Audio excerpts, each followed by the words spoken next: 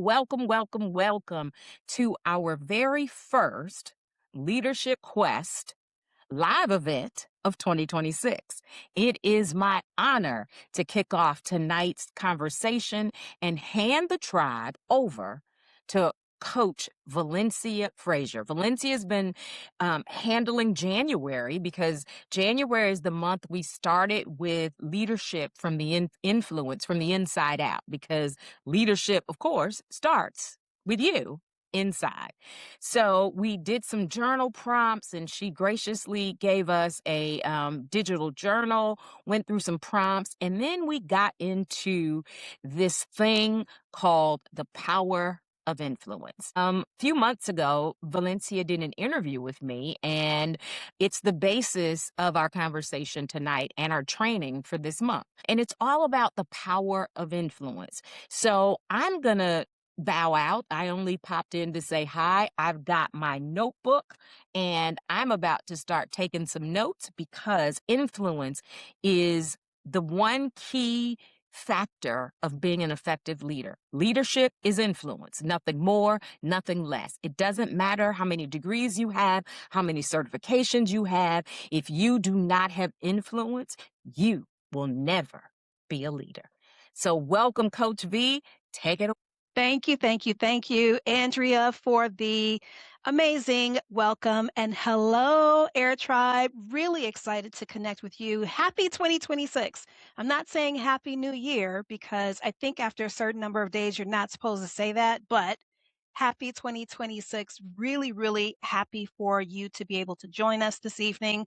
I know that we've got a lot of information that we want to go over, but before we start, I want to invite you to take a moment, take a breath, and allow yourself just to unwind. Allow yourself to be present in this moment. We're not rushing. We're not overthinking. We are just being present. As I was preparing for our conversation this evening, I started asking myself, what do you do to prepare? Even before you go into a room, before you go into a meeting, before you log on, what are you doing? Is there a process that you have in place? And I'm happy to share that with you this evening before we get into our content. So, not only is it about how the energy is around you, for me, I like soft lighting. I've got an incense burning in the corner. It's jasmine scented, just in case you want to know. But I also make it a point to make sure that I'm using a hand cream or something that will allow me to massage myself so that I'm able to just and be. That being said, we have been having an amazing experience with our January leadership quest. And the prompts that I've been sharing in the AIR tribe, please make sure you go back and review them. They're timeless. They're opportunities for you to dial into the person that you are and or the leader that you aspire to be. Several of you have mentioned your aha moments, which I was really, really excited to read because it tells me that not only are you hearing yourself, your inner self, you also are now playing an active role in the co-creation of the future self, the person that you aspire to be, the leader that you aspire to be. And so, as we have been working together, I thought it would be important for us to not only focus on the leadership aspect, but we're going to go into more of our self awareness. Self awareness, in and of itself, is the way that we relate to ourselves. Not only the way that we relate to ourselves, but how do others get to experience us that way? You've got your workbook. We have been using the workbook as a tool to allow us to process the information that we are receiving, the messages that are coming up, the feelings maybe that are bubbling up inside, so that we can address them.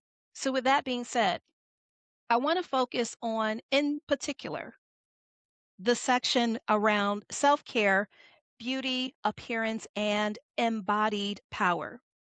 So the prompts, I'll share them with you. I don't expect you to answer them right away, but I do want you to reflect. I want you to give some thought to what exactly does this mean to me? And use the space in the very back of the workbook so that you're able to jot your ideas down. The first prompt is, what does my presence say before I speak? What does my presence say before I speak? Next, how do I prepare my body, my grooming, and my spirit before meetings? How do I prepare my body, my grooming, and my spirit before meetings? What beauty rituals make me feel aligned, polished, and feminine? What beauty rituals make me feel aligned, polished, and feminine? How do I want my appearance to communicate authority without losing softness? How do I want my appearance to communicate authority without losing softness? What colors, textures, or silhouettes make me feel most in control? What colors, textures, or silhouettes make me feel most in control? What does it mean to be elegant and soft intentionally? What does it mean to be elegant and soft intentionally? And the last prompt, how can I honor my beauty and my body as part of my leadership brand? How can I honor my beauty and my body as part of my leadership brand? Those are your prompts for reflection.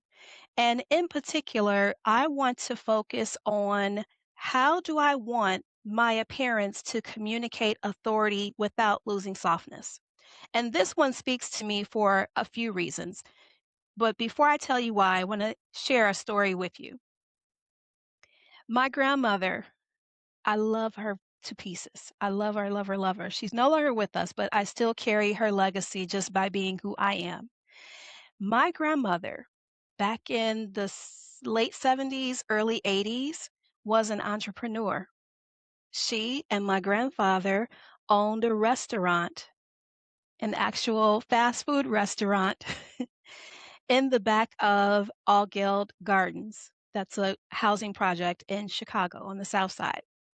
And I remember she was helping me with my math. She was helping me to learn. How did she help me learn, y'all?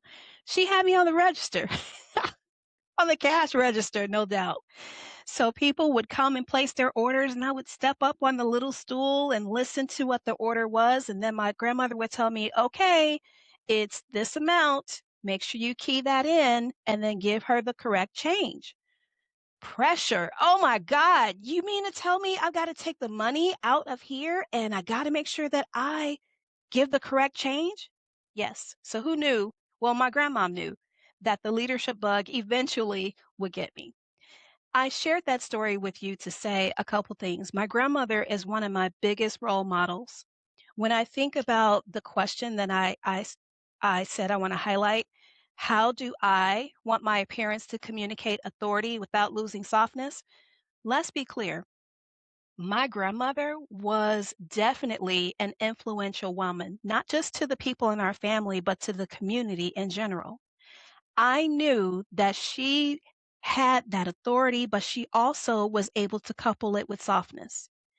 After you were around my grandmother, not just the softness from the way that she presented herself, because she was still very much assertive. She was very much someone who was still very compassionate. She also was about business. But when you left her presence, you didn't leave the same way that you approached her. It wasn't just the scent of her Chanel #5 that she had on. It wasn't just the juicy fruit gum that she had, and she may have even offered to you. It was the way that she treated you in that moment. She treated you with respect. She treated you with dignity. She treated you with someone who had something to say, like you were important. And she was able to do those things for others because she first saw them in herself. I think it's in the rule book somewhere. All grannies carried juicy fruit gum. And if you were a good girl or a big girl, you could have an entire stick as opposed to just splitting it in half. because I was notorious for chewing gum and swallowing it. I had to learn eventually, and once I graduated to the full stick, that's when I knew I had a ribbon. I made it, y'all. But going back to my grandmother and her leadership lessons that she shared with me, even at an early age, she mentioned how important it is not just to carry yourself in a way that others will respect you, but you also have to allow that other person their experience. I'll give you an example of what I mean by that.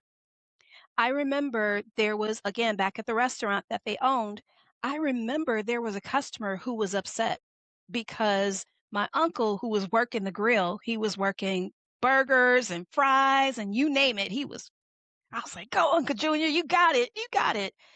Well, one day, I guess the customer wanted grilled onions on the burger as opposed to raw onions.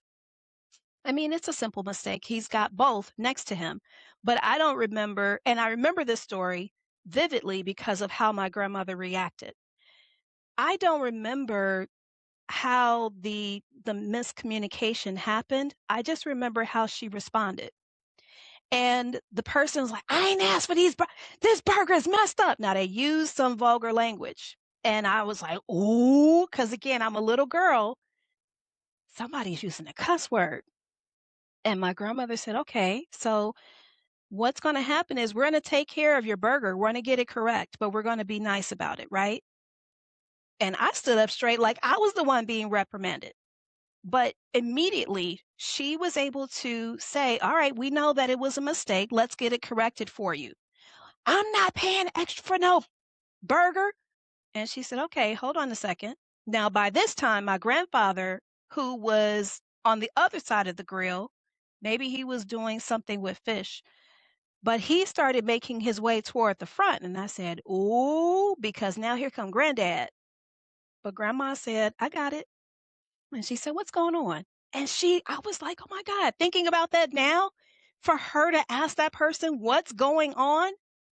And it turns out that particular individual, maybe that was their last $5 for the burgers, fries, something to drink. And the fact that they didn't have any more money to purchase another burger prompted the outburst, even though it was our mistake. It was an honest mistake. But my grandmother said, "Okay, let's get this taken care of for you. Sounds like we're going to get you fed for sure. But it sounds like you've got some tough times that are happening right now. What's going on?" Now, there's no other people in the store at this point. So she's just having a conversation with this woman. And she started going through some of the things that happened to her, unfortunate things. And my grandmother said, "It sounds like you could use a way to supplement your income to get something else." Because I think she was on like a fixed income. And she said, "Yeah." Now, keep in mind, my grandmother is better than me because the lady was screaming and yelling about a burger. And now here my grandmother is trying to help her. What? Where they do that at? Who trying to, girl, you better get your life and watch your tone. But this is why. See this, y'all. This is why I'm a work in progress. It's my own self-awareness. I got to make sure I check that. But what I will share with you is at the end of the conversation, my grandmother was able to make a call to someone else that she knew who was looking for help. And she was able to put those two together.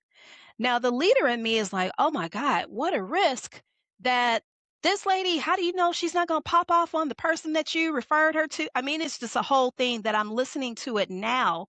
But back then, times were very simple. We lived in a simpler time. And that person, the lady that she actually helped, went on to get hired at wherever she referred her to.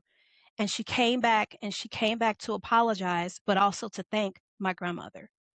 That's how it is to be or to have that authority and communicate without losing your softness.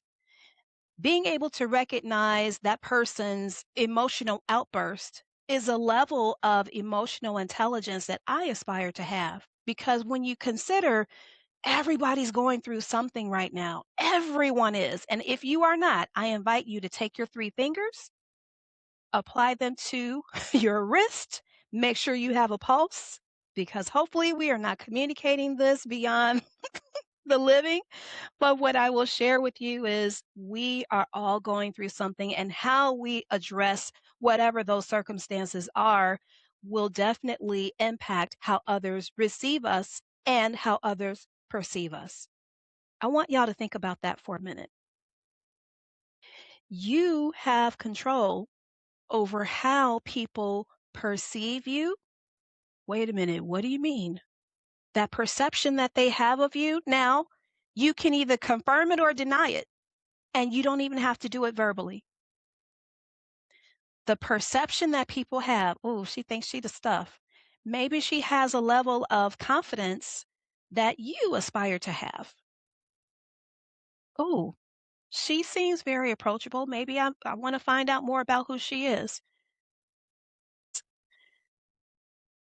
The perception that someone has of you may not be your reality, but it's something that is running. It's almost like when you have your cell phone and there are apps running in the background.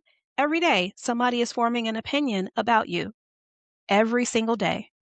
And the good news is you get a chance to choose how you present yourself.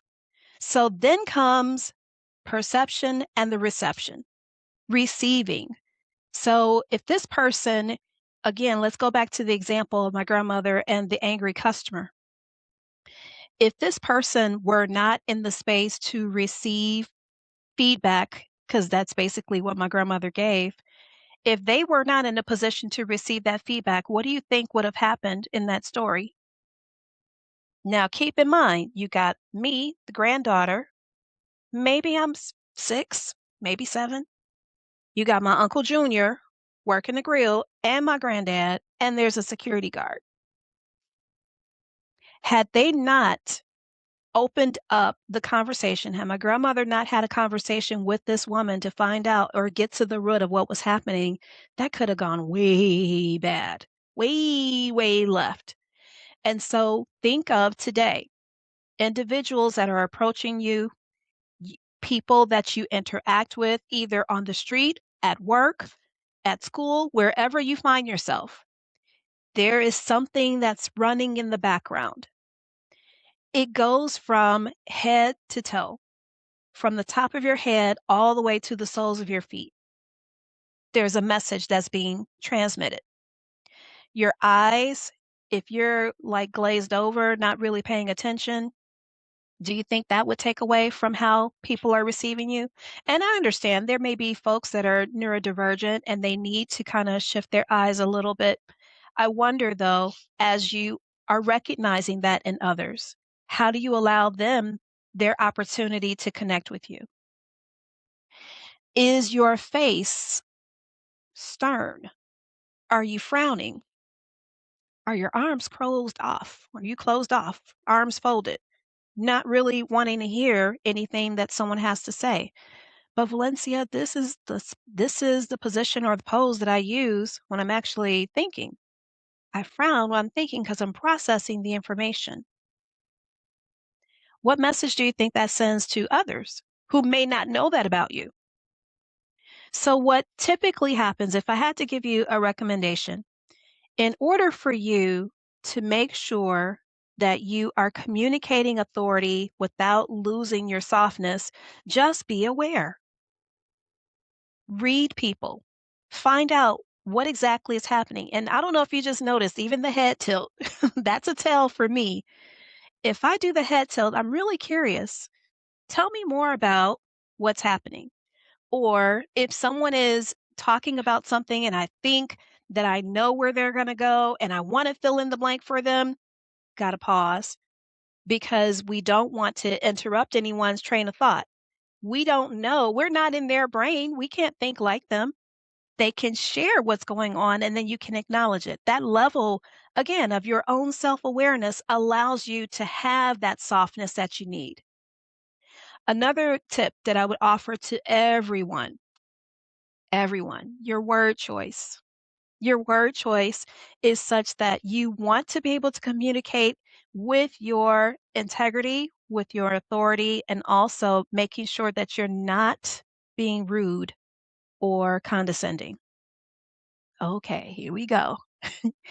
In this day and age, I will share I've seen some pretty rude and nasty things on social media, but I try not to let it consume me because it is more than a notion. Not a fan. And I read recently that someone made some pretty disparaging comments about a different group of individuals. And this particular person, I don't want to give or say too much about it because I don't want our energy to go there. But this particular person said something that was inappropriate and just nasty. And took a step back. The coach in me is like, "Ooh, that person, let's be clear, y'all, that's not even a coaching thing. That person needs some therapy because that is some deep rooted feelings that need to be addressed. Deep rooted." And the fact that it was just so nasty, I couldn't believe the person would actually say that. And sometimes when you are communicating with others that you don't have the same opinion of, that says more about you than them. Let people be people. You choose not who they are, you choose who to engage with and how and to what degree.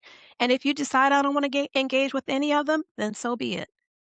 But I've noticed that there just seems to be this uh, just a heightened level of just rudeness and ignorance. That's really what it is. So even if you have a difference of opinion with someone, it's not for you to make it so that, okay, my opinion is the law. That's it. Let me not use the law. I don't even want to go there with that. Let me come up with a different word. My opinion is the end and scene. That's not how this works. So if you want to continue to be the person that is able to reach others without losing your softness, watch your word choice. Watch your tone. Watch what you're saying because your message is conveying something, but also leave room for that other person to receive what it is that you're sharing. I said I wasn't going to be on too long, and I got just a few more minutes. Before I do that, I would like to open up the floor for any questions. You're welcome to share them with me in the chat directly. I see them. If there are any aha moments that you're having as we are working together, I welcome you to share those as well. Give you a minute to think about your thoughts.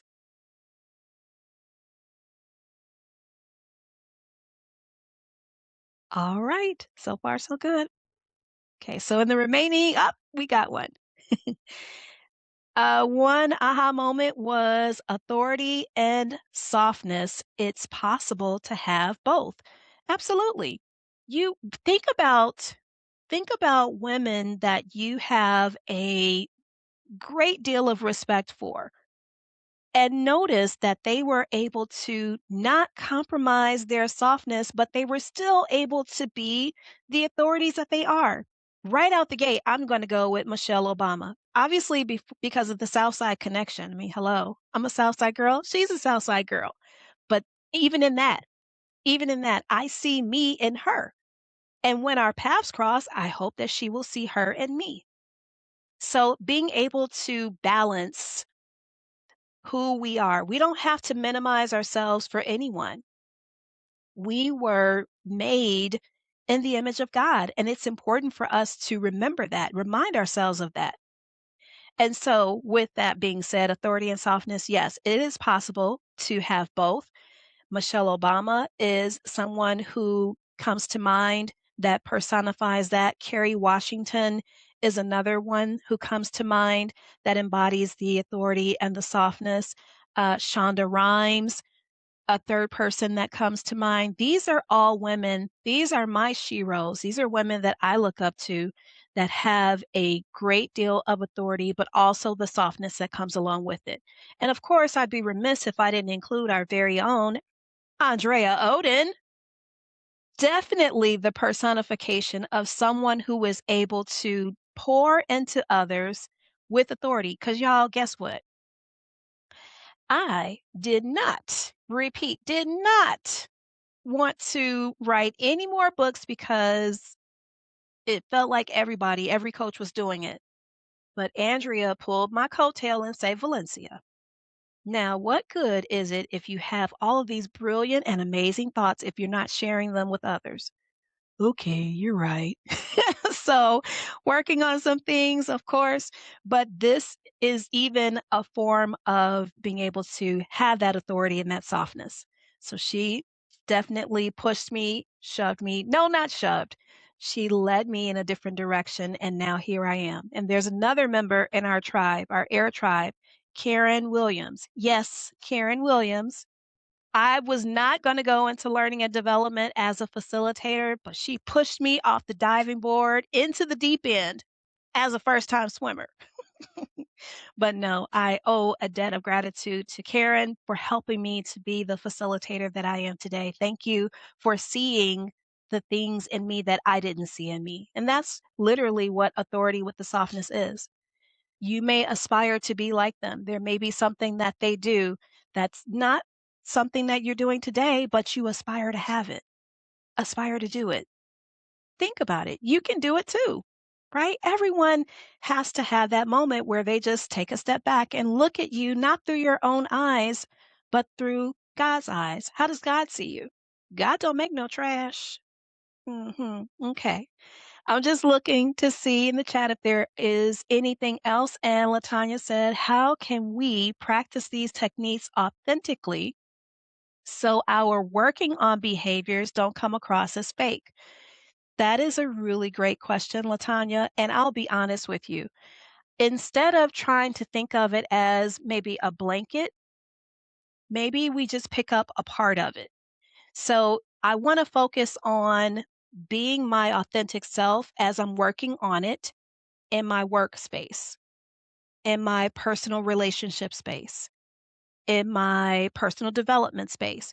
So instead of just thinking of it as, oh my God, all at once, in this instance, I'm encouraging you to break it down piece by piece because eventually it becomes a habit. If you've recognized something that is not well serving and we know that we want to move away from that, then we're going to monitor ourselves for at least the next month because you got to extend the same grace that you would extend to a baby who doesn't know any better. You're unlearning, you're deprogramming yourself. So if it's okay, think of an instance when you felt like you wanted to be your authentic self and perhaps you were not. Once you've identified what that circumstance is, then what you want to do is ask yourself, well, how do I want to show up in this moment, in this space? And then you get a chance to apply it. Now, if you have someone that you have a relationship with, maybe an accountability partner, someone that you trust that can handle what it is that you're sharing, I'm working on boom, boom, boom. I would love your help with boom, boom, boom. Accountability looks like boom, boom, boom. That way, you are not just spinning your wheels trying to work on too many things at once. If you've identified a couple things that you want to not do anymore so that it doesn't feel disingenuous, it doesn't feel like you're not being sincere, focus on one and then gradually bring in the next. This is something that you've been doing for your entire life or entire professional life.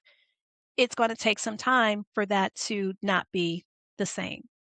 Okay, so I hope that answers the question. Please let me know if it did not. Okay, I see the thumbs up. Cool. Thank you. Deborah said, I don't have any questions, but agree on being elegant and soft intentionally reminds me of Maya Angelou. I was always impressed with how softly she spoke. Oh my goodness, Deborah, yes. I had an opportunity when Borders was open in Chicago on the South Side in Beverly. There was a book signing. I had to go. I didn't care. She was going to be there. I had to go. No question. Got to go. Don't know how I'm going to do it because I got to work at the time that the signing is taking place, but I'm going to be there. Lo and behold, I was able to stand in line. She was promoting her cookbook. I don't know if y'all knew she had a cookbook that she released. So to your point, Deborah, she was signing autographs, and of course, I'm like, oh my God, it's Dr. Maya Angelou. I'm fangirling like for sure. So I get to the front and she asked for my book and I present it to her. Not the book that I wrote, though that would have been pretty cool. But I presented the book that she wrote, the cookbook, and I asked her to autograph it. And she said, "Well, what's your name, dear?" Dear? No, your name is not dear. Your name is Valencia. And so I said, Valencia. And she said, "Oh, what a beautiful name." Y'all, I should have put it on my resume. But she said, "Valencia, thank you so much for your support. Thank you. I really appreciate it." And I felt like she meant it. Now, I didn't stay to hear she said the same thing to the person behind me. I really wasn't paying attention to what she said to the person before me. But in that moment, she made me feel important. Valencia, such a beautiful name. Thank you. Girl, thank you for being the inspiration to me. I said it, but not that way. I said, "Dr. Angelo, I am such a fan of your work, and I just thank you for sharing such a special part of you with us." I thought that was good, given, again, it was Shiro. I'm a fan, a huge fan, and I was able to put my words together like a big girl. Yes, yes, and yes. Thank you, Deborah, for sharing. Andrea, you're still working on that softness. Okay, if you need an accountability partner, we're here in the tribe, of course.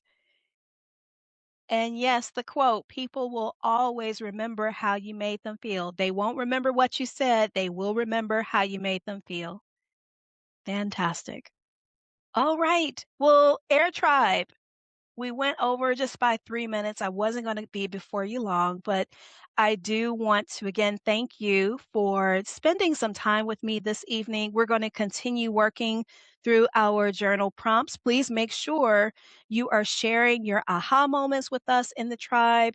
If you haven't already reached out to connect with someone else to maybe be an accountability partner, I would invite you to do that for sure. It's definitely something that I'm going to do because I got to get this next book out. I got to get it out. So don't be surprised if I'm jumping your DMs and asking for that support in that space. And so, with that being said, again, thank you, everyone. And of course, if you're watching the replay, we thank you for joining us. Please make sure you are a member of the Air Tribe. You can follow us on Facebook. We're on Instagram. We're on Threads. Okay, wait, I'm on Threads at free2bv, at free, the number two, B as in boy, V as in Victor, EE.